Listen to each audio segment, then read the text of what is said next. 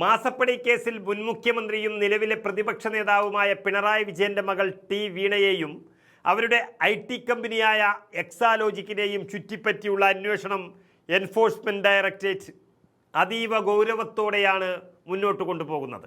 2 തവണകളിലായി 19 മണിക്കൂറിലധികം നീണ്ട ചോദ്യം ചെയ്യലുകൾക്ക് ശേഷം ഇപ്പോൾ അന്വേഷണം 20-ാം മണിക്കൂറിലേക്ക് കടക്കുമ്പോൾ വീണയെ ഞെട്ടിച്ചുകൊണ്ട് ED വലിയൊരു നീക്കത്തിനാണ് തുടക്കമിട്ടിരിക്കുന്നത്. വീണയെ മാത്രം കേന്ദ്രീകരിച്ച് നീങ്ങിയിരുന്ന അന്വേഷണ സംഘം ഇപ്പോൾ എക്സാലോജിക്കിന് പിന്നിൽ പ്രവർത്തിച്ച അണിയറ ശില്പികളിലേക്ക്, അഥവാ പിണറായി വിജയന്റെ വീട്ടിലെ വിരുന്നുകാരായ ആ മെന്റർമാരിലേക്ക് തങ്ങളുടെ ശ്രദ്ധ തിരിക്കുകയാണ്. എക്സാലോജിക് എന്ന കമ്പനിയുടെ രൂപീകരണത്തിലും CMRL ഉൾപ്പെടെയുള്ള വൻകിട സ്ഥാപനങ്ങളുമായി കോടികളുടെ കരാർ ഒപ്പിടുന്നതിലും വീണയ്ക്ക് എല്ലാവിധ സാങ്കേതികവും തന്ത്രപരവുമായ ഉപദേശങ്ങൾ നൽകിയ ഈ മെന്റർമാരുടെ പങ്ക് വളരെ വിശദമായി പരിശോധിക്കാനാണ് EDയുടെ പുതിയ തീരുമാനം. കഴിഞ്ഞ ദിവസങ്ങളിൽ സീരിയസ് ഫ്രോഡ് ഇൻവെസ്റ്റിഗേഷൻ അഥവാ SFIO സമർപ്പിച്ച കുറ്റപത്രത്തിലെ വിവരങ്ങളുടെ അടിസ്ഥാനത്തിലായിരുന്നു ED വീണയെ വിശദമായി ചോദ്യം ചെയ്തത്.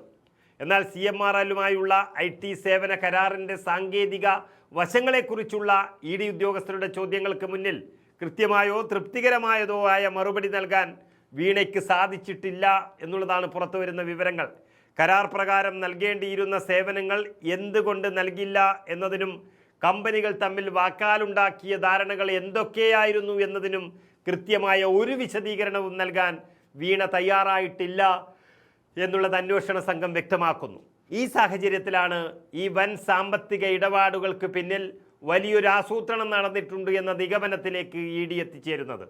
മറ്റു പല ആവശ്യങ്ങൾക്കും രാഷ്ട്രീയ പ്രതിഫലങ്ങൾക്കുമായി നൽകേണ്ടിയിരുന്ന പണം നിയമപരമായ അടിത്തറയുണ്ടാക്കിയ ഒരു IT കമ്പനിയുടെ മറവിൽ കരാറുകൾ വഴി കൈമാറാനുള്ള ഒരു തന്ത്രമായിരുന്നു ഇതെന്നാണ് ED ശക്തമായി സംശയിക്കുന്നത്.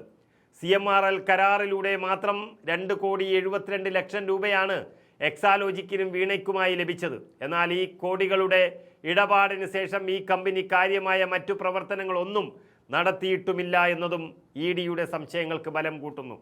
ഈ കൃത്യമായ ആസൂത്രണത്തിന് പിന്നിൽ പ്രവർത്തിച്ച യഥാർത്ഥ തലച്ചോറുകളെ കണ്ടെത്താനാണ് EDയുടെ അടുത്ത നീക്കം.